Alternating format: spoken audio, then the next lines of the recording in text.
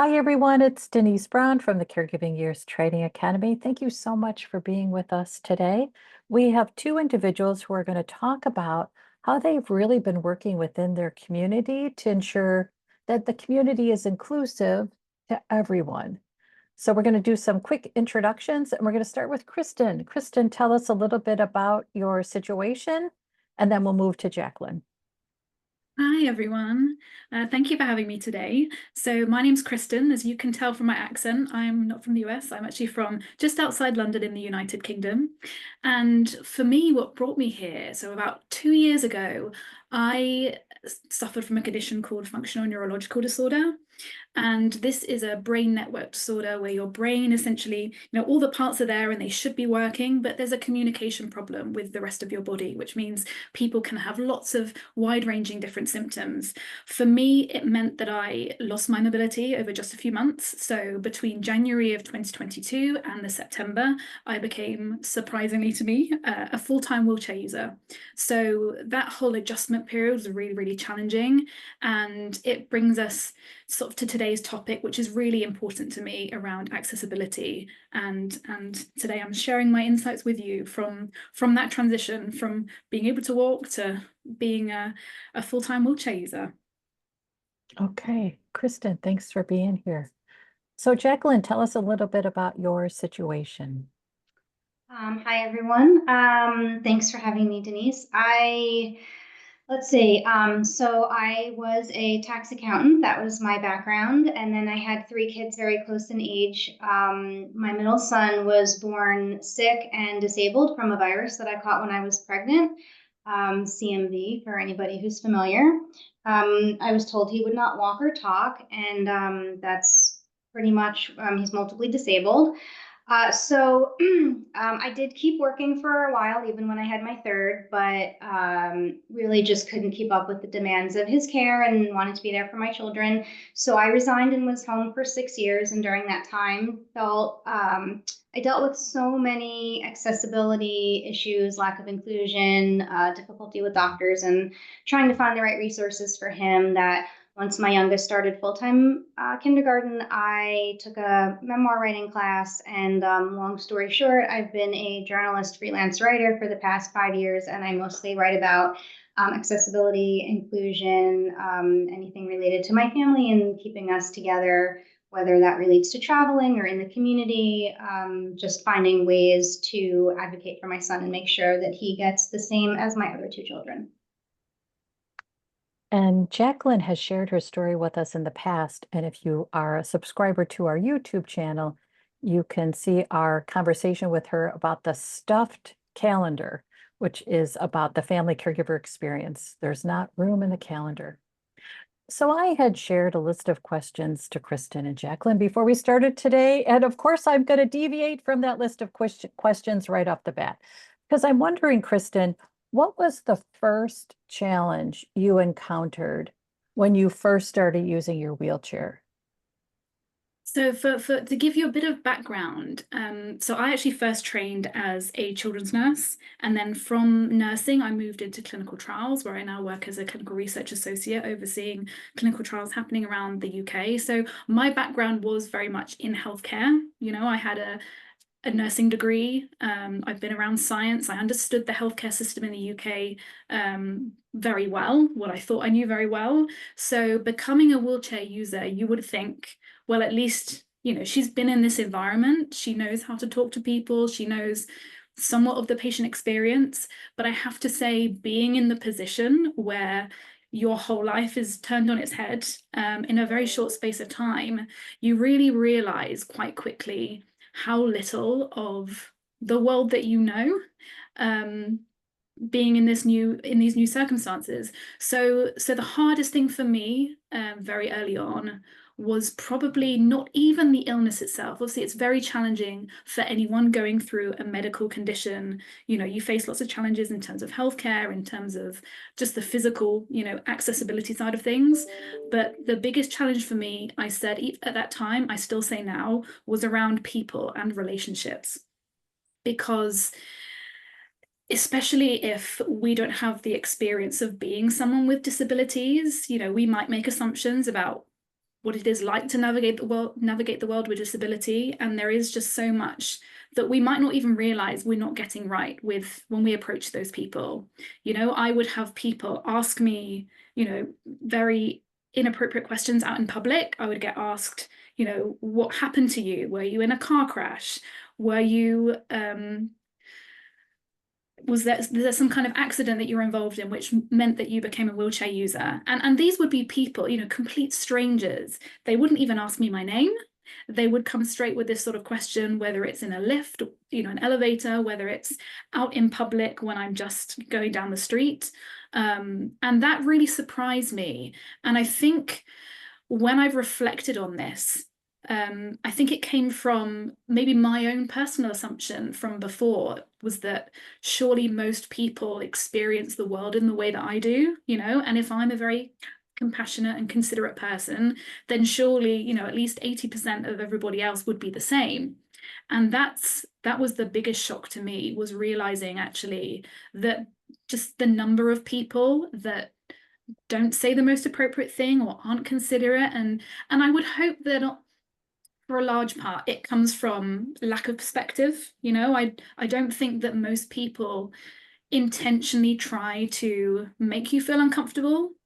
However, because of that lack of education and because of that lack of perspective, maybe they don't realize that what they're saying is inappropriate, or maybe the question they're asking is actually too sensitive and some people aren't in the place to talk about it. You know, for me, I would say even until January of this year, I found it very, very difficult to ever talk about my experience, you know, losing my mobility, because it was very triggering and very raw for a very long time. You know, I felt like I lost my identity. I lost, you know, all the hobbies that I had, all the things that I used to love to do. I felt like I lost a lot of the relationships in my life in the way that I knew them, because, you know, even family wouldn't know how to behave around me or what to say and how to make me feel uncomfortable. And that distance felt very isolating for a long time. And I eventually had, you know, I had a fear of going out in public, going into, you know, the supermarket, doing my daily grocery shopping, because I might bump into somebody that hadn't seen me for a while and obviously was very shocked by what happened, and mostly out of care, you know, or just kindness. They want to check you're okay and they want to ask, you know, what's happened? This is very different to when I last saw you. And I think it comes from a place of being caring. But for me at that time, I would literally just burst into tears because it was still very new. I didn't have a lot of independence for a very long time. I lost a lot of the strength that I had, so I always needed to be pushed around by my husband, who became my full-time carer in a very short space of time. And this is my, you know, late 20s, the time where everyone's saying, you know, it's going to be your most active time in your life. And here I am losing my mobility and not being able to take part in the sports that I used to love. So I think the people aspect was definitely the hardest part to navigate, because I felt like I was the one having to educate everybody on what was appropriate and what wasn't appropriate at a time when I was still figuring it out myself. So that's probably the biggest shock to me at that time. So I wrote down the experience of unbelonging.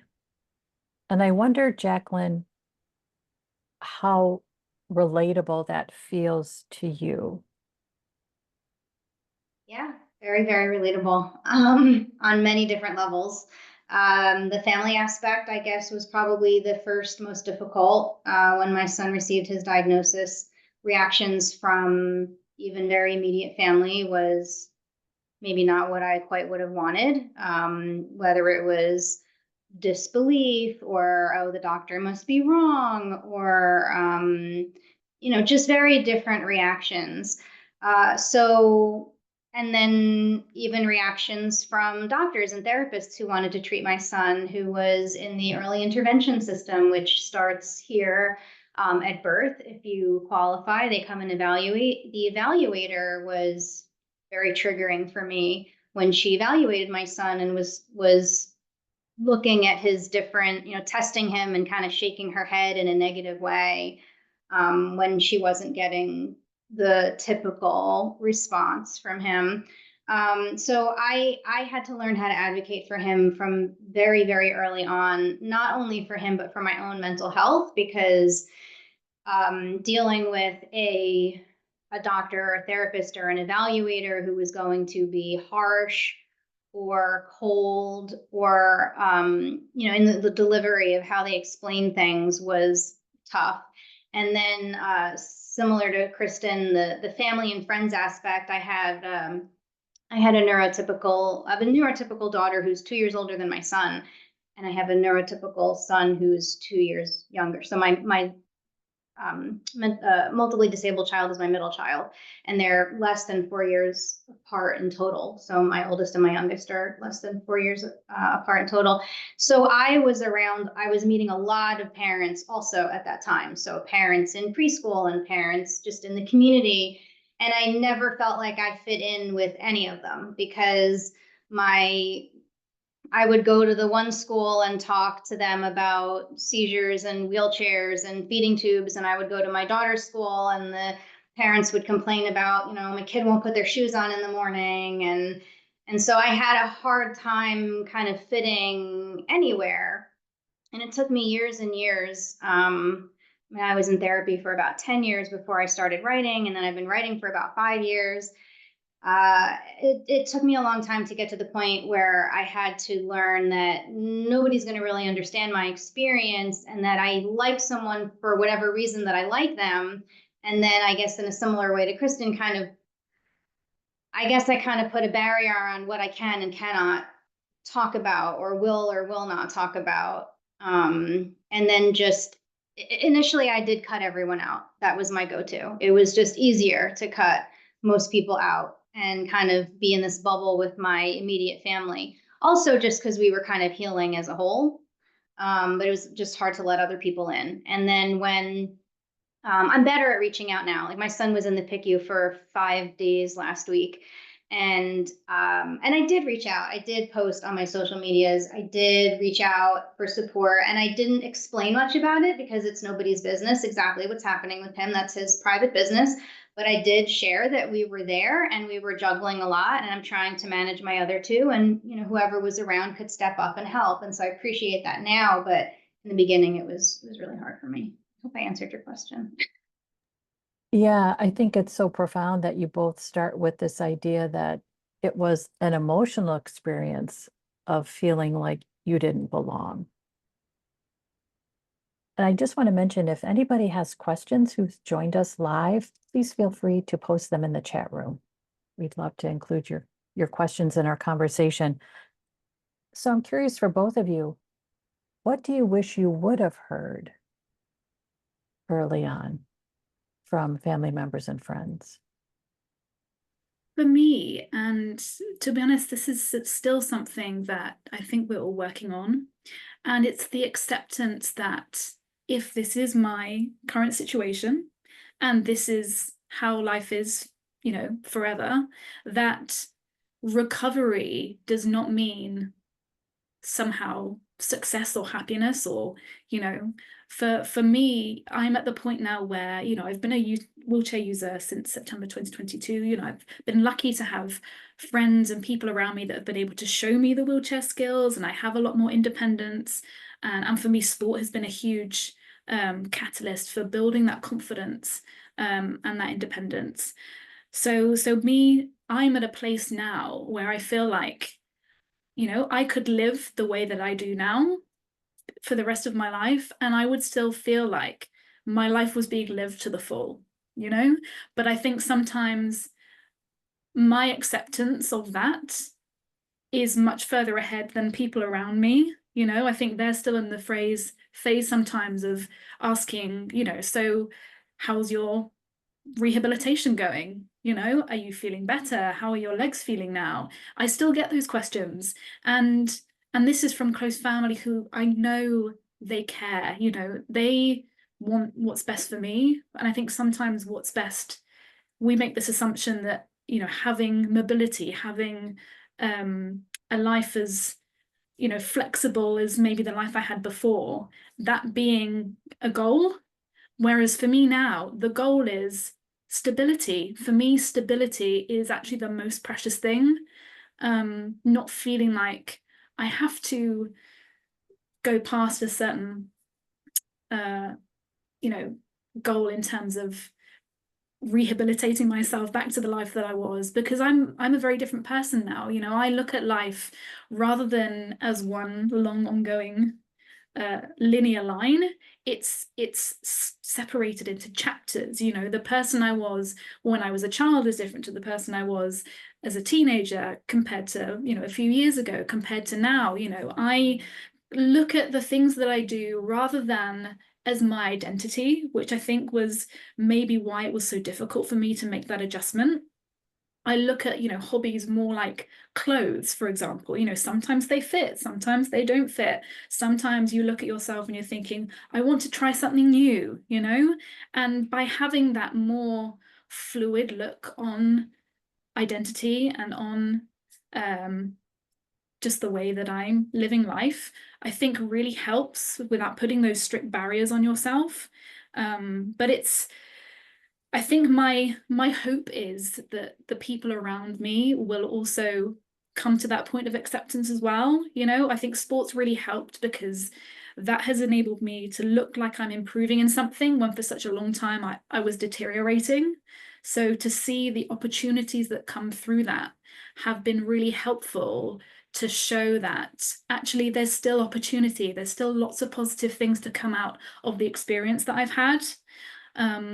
So, if I were to sit with anyone and think of what is the best thing for them to say to me, it's, you have always been you. It doesn't matter how you're experiencing life, whether or not that is with or without a disability, whether that's, in the things that you do one day and you don't do another day, your presence will always remain the same, and we will always love and appreciate you for the person you are. That is what I would say that is the most, heartwarming thing I think someone could ever say at this point. And I think we're getting there. And I think actually, if I were to speak to individual people and share that with them, they will probably say, well, we've always thought that, But sometimes there's a difference between what you feel and what you kind of outwardly say, and the disconnect is difficult from when you're on the receiving end, because we just make assumptions what we think people are feeling about us. When I know, my family love me to pieces, and they have always been my greatest support, and always will be. But if anyone on this call is a relative, a friend, someone that's going through a medical experience or challenge of any time, any type, I think that's the best thing you can say is you accept them, you love them for who they are, and that love will never change, no matter what their circumstances are.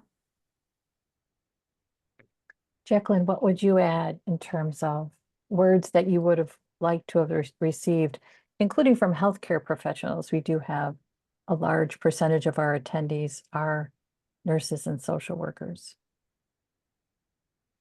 Well, I love what Kristen said. It would be very different for me as a parent. I think early on, as far as friends and family letting me vent and listen without feeling sorry for me or without pity, because that was and can still be painful, because it's also kind of ableist in my mind when somebody looks down on my son because he has multiple disabilities and doesn't live life the way maybe the majority of people do. Back then I didn't understand what someone who can't walk or talk means. So I think from medical professionals, I was looking for a better understanding of that disability world, which I knew nothing about. So when my son was born, in the NICU, they told me he wouldn't walk or talk.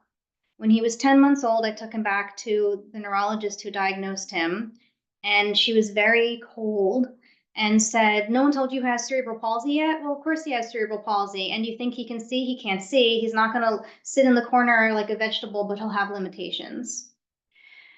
So that was blunt.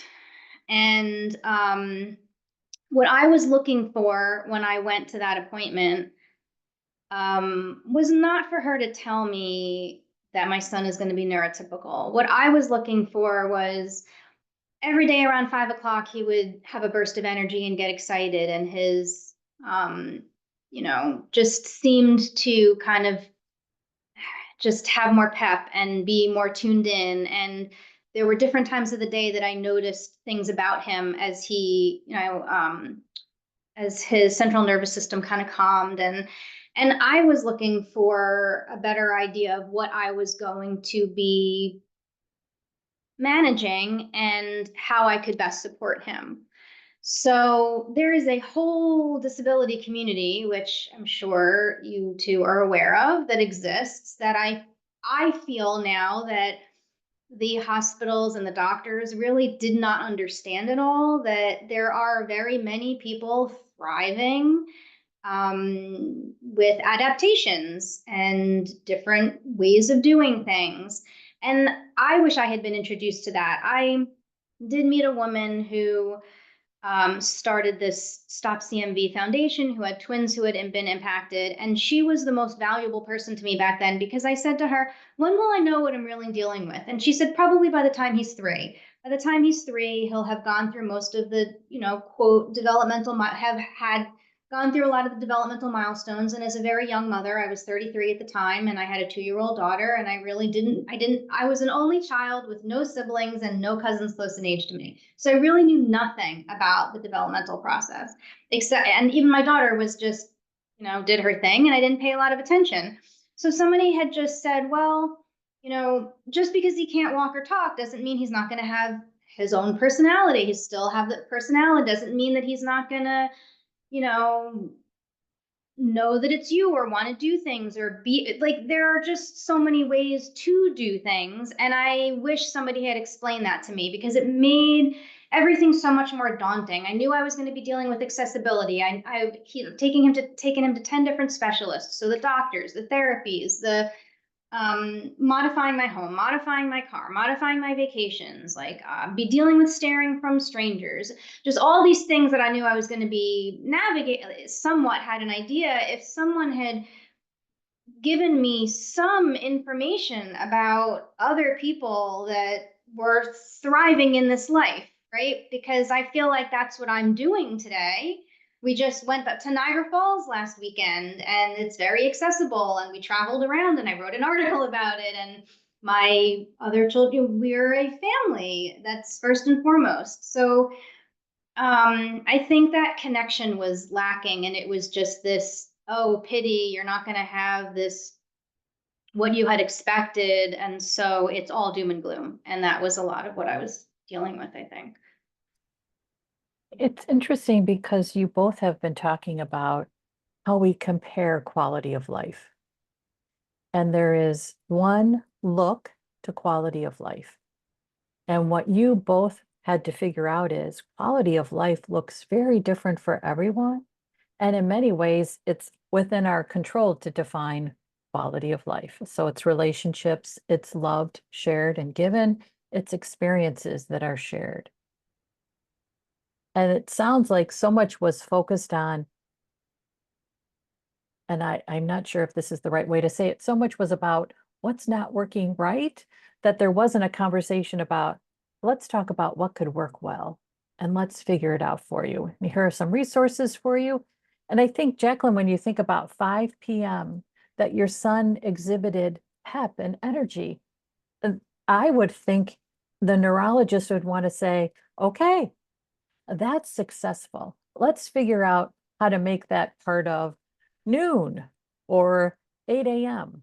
Or at least give me an idea. I think back then too, I learned very early that all of the medical professionals saw my son for 20 minutes or half an hour, and I saw my son all day and all night. So whatever it was that I saw at different times, I needed to report it or explain it very, very clearly that this is what was happening at other times, because they would just judge him based on the 20 minutes, when even today I will take him to a doctor's appointment and he cannot control much of his body, but he can sit upright when he wants to, and when he gets excited about something he will even stand and reach, and right, he has the most severe degree of cerebral palsy, so for him he exerts a lot of energy when he moves.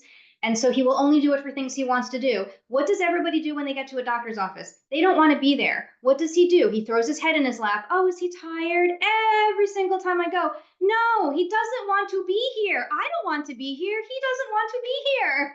Like, this is not the norm for him. This is him saying, I don't want to be at the doctor's office. I don't feel like dealing with this. Yeah, I definitely can connect with that, Jaclyn. I mean, for me, something that I found particularly frustrating was going to medical appointments. And I would even get to the point where I'm printing out a list of symptoms of things that are happening at different times. And I will hand it to them and say, please just read this before we start talking.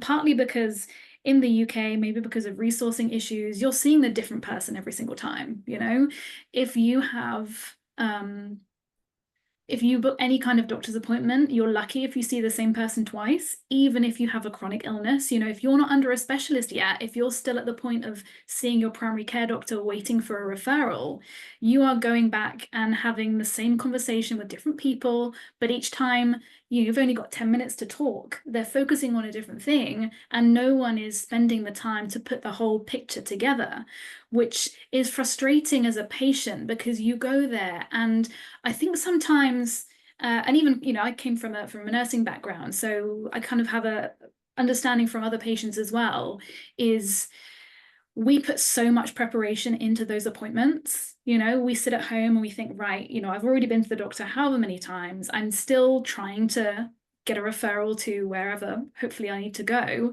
And these are the things I need to focus on. And I would come out of appointments sometimes being really frustrated that I'd forgotten something that I meant to say. But what I found really difficult is often I would feel like I wasn't really being listened to, or feeling like, because I had so many varied symptoms and the possibility of it being functional neurological disorder was so small, it wasn't even on the radar. So unless I was coming in with an acute problem like a chest infection or something that was very easy to treat, there wasn't really the time to spend and go through all of the detail in order for them to put together that picture. And I came from, you know, healthcare background. So if I'm struggling, I can't imagine how other people are going through this process without all of that, and without having an understanding of the fact you have to meet certain criteria to even get to see the next person. So I can completely relate with you, Jaclyn, with those frustrations where you're going through so many things and it's like none of that information is being taken in because they can't see it in that specific moment. And from a previous question about what do you want people to say, for me, from my experience, it's I believe you. You know, if you're telling me this, you've booked an appointment, you've prepared, you've written your, you know, everything that you wanted to say for this appointment, clearly you're at the point where you just want to get the message across. I believe you. And I think that in itself could have changed my mentality completely with some of those doctor's appointments. You know, I was coming out frustrated. I was coming out feeling like, well, that was a waste of time.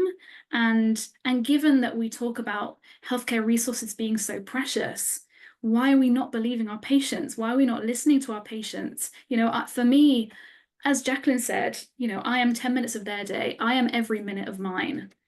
And you are every minute of your son's day. You know, you see everything, I feel everything, and somehow, even when we try our absolute best to get that message across, it's just not being taken in. So so if anyone on the call, if you are healthcare professionals, I think it's just important to always have an open mind.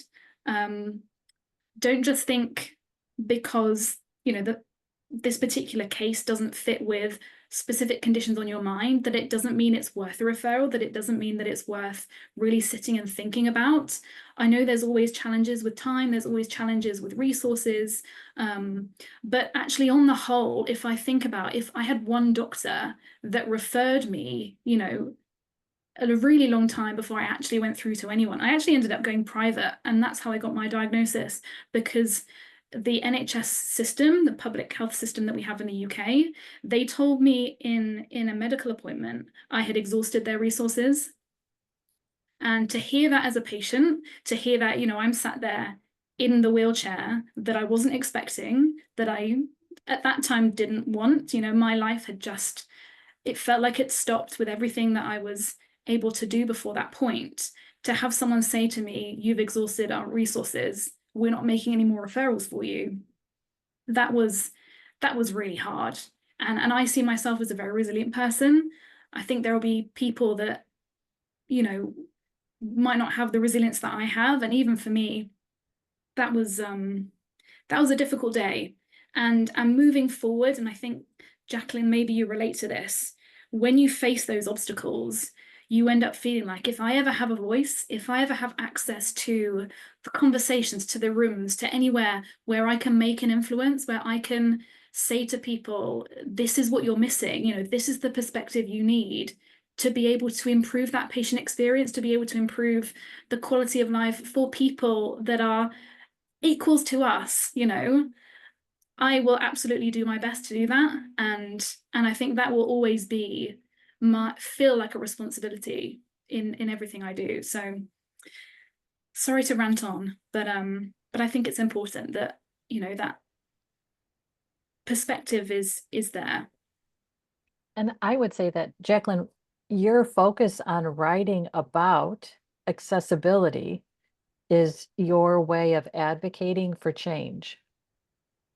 Yeah, because you can't do anything with anger and frustration. You have to turn it into something prescriptive. You can't, anger and frustration fuel you, but then you have to figure out what to do from there. I wrote an article, What to Do When Your Child Stares at Someone Who Looks Different. It wasn't because I was walking around, you know, not minding when people stared. You know, it really gets frustrating. And actually, Kristen, you reminded me. So my son was in the PICU for what was supposed to be a routine colonoscopy that turned into a disaster. And the most frustrating part was that he was in the hospital where he was born, and yes, you live in your own head, because in my mind, he was in the NICU for 5 weeks 12 years ago, and there are 300 pages of records, of which I have a copy of. And when he was in the PICU last week, every single person said, okay, tell me from the beginning. We switched to a computer system in 2016, and we don't have access to whatever happened 12 years ago. So one, I felt old. Two, I felt like, what on earth? How do you not have any information? So they were treating it all like an acute standalone issue, when my husband and I are doing all this research on CMV and stomach issues and gastrointestinal problems, and trying to see if there was something that reactivated, or, you know, not just he's disabled and then this happened. You know, we're trying to piece it all together. And I did get angry at one resident who came in one night and said, you know, 20-year-old something, and sorry, I'm middle-aged at this point. And for him to come in and say, okay, start from the beginning again. Do you know how many times a year I have to do that between my son's bus nurse and the Medicaid nurse and the Medicaid finance guy and the different doctors? And it's been a while since I've pared it down, because I picked the specialists that we like.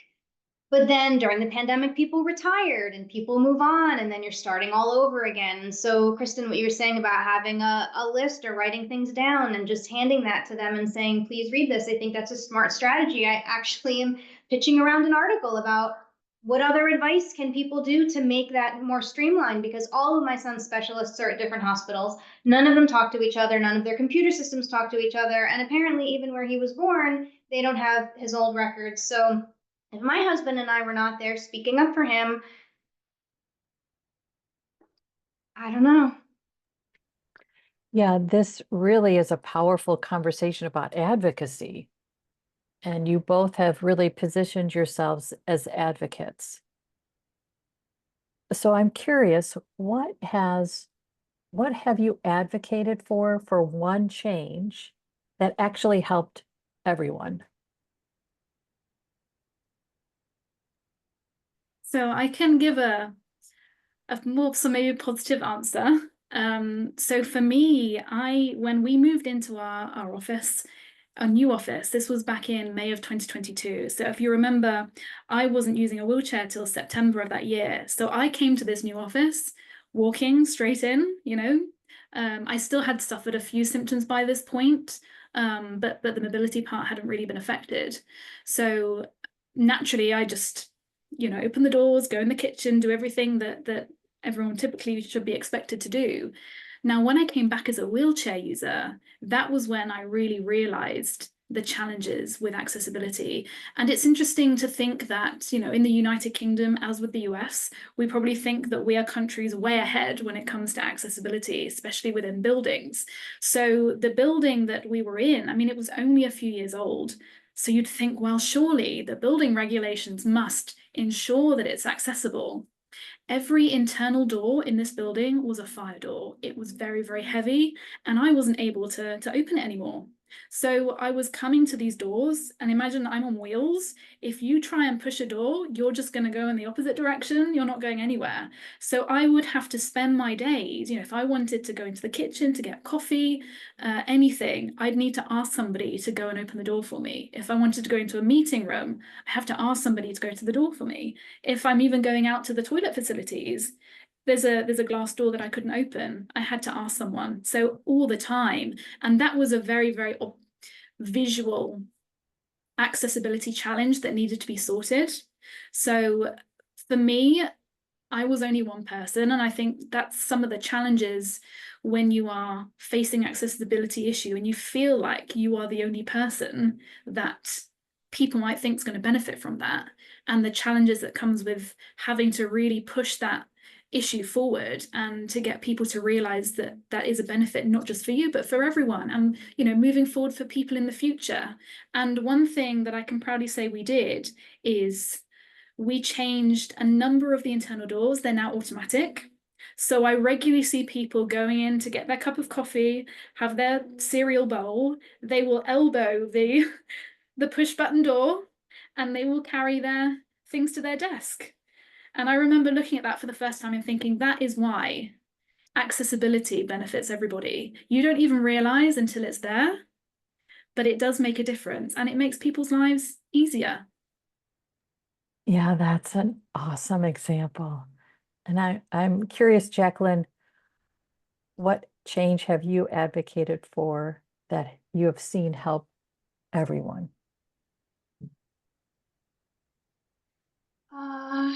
Good question. You know, we made our house accessible and our car is accessible. I haven't been successful in getting our local elementary school accessible, so that frustrates me because my son can't go there to visit his siblings for events and things. I don't know, when you were saying about making positive change, like the one thing that came to mind is I wrote a story about how the nursing company that takes my son to school every day on the bus would call me every 2 months and ask for an update. So they would call and say, okay, they'd kind of start from the beginning every time. Does he have this? Does he have this? Does he take this? Does he do this? And they would always call me out of the blue. I would be hanging out with the kids or just running around, you know, playing taxi driver. And it always pulls me back to a bad place. So I asked, why do you have to do this way? And very defensively, the guy said, oh, well, we're accredited by such and such nursing company, and so this is what we have to do. So I called the nursing company and said, I called the accreditation service and said, I can't do this. This is detrimental to my own mental health. And so she made an exception, and now they send an email, and all I have to write back is no change. And so I don't know if they do that for anybody else. I wish that they would, and I wish that that was more of a universal way to handle things. But there is no need to ask me every 2 months over the phone. There's a big difference between saying something, repeating something verbally, than just scanning something and saying, yeah, this is correct, and sending it back. To me, the mental load is a lot less. So I kind of wish that that was more across the board. It's unfortunately I've written about it, but I don't know if that's an option for other people. I'm sure if they ask, they probably could get that accommodation. Yeah, I think that's a great example. And I also think it's a great example of how sometimes we endure what we don't have to endure. We just have to ask for a better way. Yeah. And Yeah, because that mental load is exhausting, right? I slept 16 hours a day when my son was born, not because I was tired of caring for him, but because my mind would not shut off with worry about him, my daughter, my family, what are we going to do? How are we going to manage this? Where is he going to go to school? How many specialists do we? I was reading story after story after story, and I could not shut my brain off, and I would just collapse from exhaustion constantly. So if we find ways to make those steps easier for people, then it's less daunting and less overwhelming mentally. And you can, right, even the accessibility, like, it shouldn't have to be such a load for Kristen to manage, because it's what should be. But she's dealing with her own personal health needs, and then also having to advocate for this accessibility, which is, there's just such a weight on these families to change what exists, to be inclusive, to be, not to pity, to just, and what she said earlier about stability, wanting stability. As soon as my son came home from the NICU, that's all I want. I just wanted everyone under the same roof. I just didn't want to be juggling back and forth between the house, having one kid there and one kid here, and having to split up. And we go places. Oh, well, we know that place is not an accessible area, so I'm going to go up there with my 2 kids, and my husband's going to take my son all the way around this way. And it's exhausting having to do all of that. It's just a lot on your mind to always be thinking, how am I going to get from A to B? yeah, I think that's an incredibly important point, which is you already have a lot, and then there's more. What can our communities do to make it easier for both of you? So I think for me, me and my husband were actually discussing this earlier. I was trying to think of some things that I could say for this question. Because we also have to be realistic with people. I don't expect everyone to wake up tomorrow and have my perspective and have an awareness of all the things that I find challenging. But I think if it's just even a small thing, I think we think more about the way that we approach people. Let's not make assumptions that someone is happy to talk about what they're going through. Because for me, for a very long time, I did not want that conversation. And genuinely, that in itself stopped me from going out and enjoying my life. I wasn't leaving the house not because I didn't want to. It was the fear of what people were going to ask me in public. So if I was able to feel confident to be able to go out and know that, the stranger standing at the end of the road isn't going to come up to me and ask me, was I in an accident? I think I would just feel so much more confident to go out about my day. So that's one small thing I think would really make a difference, is people just being a bit more kind of perceptive of what the other person might be experiencing or not being experiencing, and also not to expect people to be inspirational and to be brave and to I mean, I know we're talking about this together now, but not everybody is in that place where they can, you know, advocate for others, and they can, you know, share their story and do all the wonderful things that Jaclyn's doing. You know, some of us, we're just trying to exist and adjust and work out our surroundings and our balance at day to day. And I think that's something with people around me, they would say, oh, you know, we need to look into what Paralympic sport you're going to play in. And I think a lot of these conversations would probably come from a positive place, trying to lift maybe what was a very difficult time. But for me, it was all these expectations when I just wanted to be in my bubble and, you know, kind of be left alone, but just to give me time to make that adjustment. Yeah, I love that. Jaclyn, what would you add? I think, and Kristen, correct me if I'm wrong, but I think that what you're getting at too is also just to treat you like a person. And so that's a big part of it.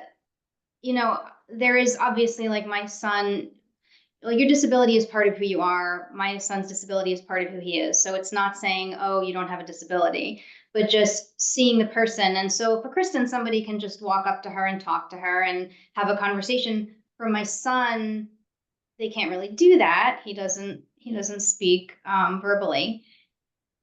So for us, it's recognizing that I don't expect anybody to have an answer when I go somewhere. I do expect someone to meet me and to kind of take notice that, okay, this isn't going to work out the way it currently is. So hey, what can I do? What can I do to make this easier? How can I accommodate you?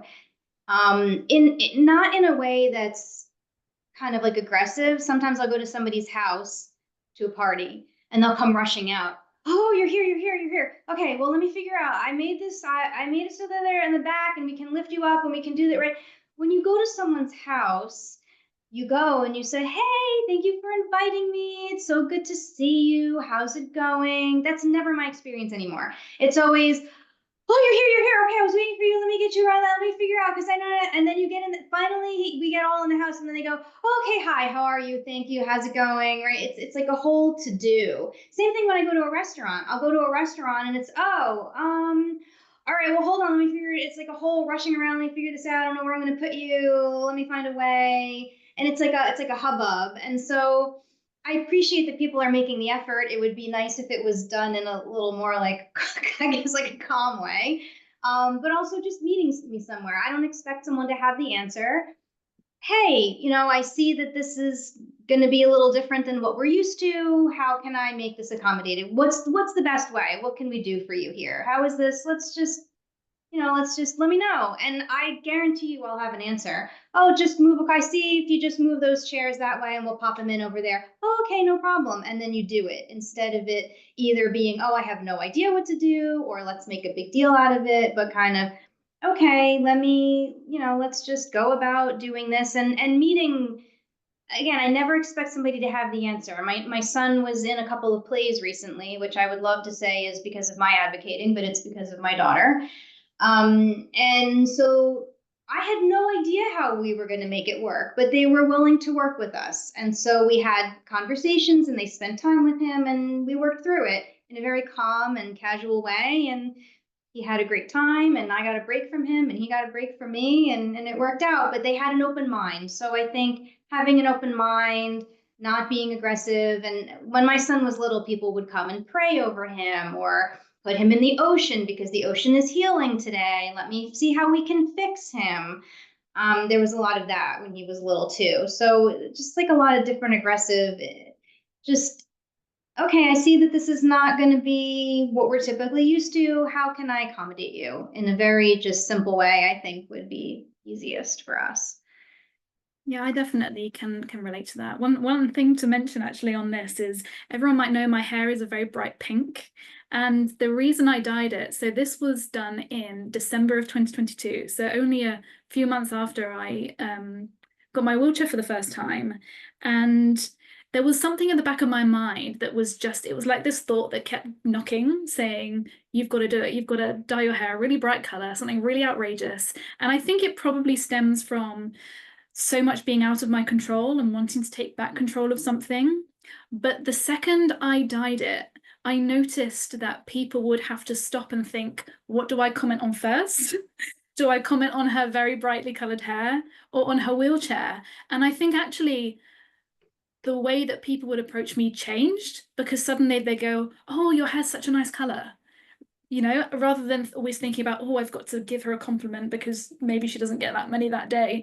And that really helped. And I have someone who I met only a few months ago who's going through a very similar process with FND as I did. And she said to me, you know, what tip would you give me that I could do myself? And I said, if you're up for it, dye your hair a really outrageous color, because it really does help, not just for your identity feeling like, right, this is the new version of me, you know, that I'm not just a different version of the old self, you know, this is this new chapter of my life. But I think it also helps, you get so many more compliments, but also people have to stop and think before they speak to you, which I think is actually a very good thing to do. I love that. We'll put my 10-pound Shih Tzu on my son's lap, and people will immediately go up and start petting her. And it makes my son seem more approachable, because people tend to shy away from approaching him. And they will immediately go to my dog. I never really realized, but that's interesting that you said that, because I think it's a similar dynamic, in that it just makes it's a conversation piece that's kind of not the elephant in the room, that just makes there's something to connect on. Yeah. We are at time. Kristen and Jaclyn, this was wonderful. I'd love for you both to share your LinkedIn profile, a link to your LinkedIn profile, in our chat room. And I'm going to stop our recording and just give everyone who's joining us live instructions on how to get your CEU. With great thanks to Kristen and Jaclyn for being here today. It was really a fabulous conversation. And thanks to those who are watching our archive. We appreciate that too. Okay.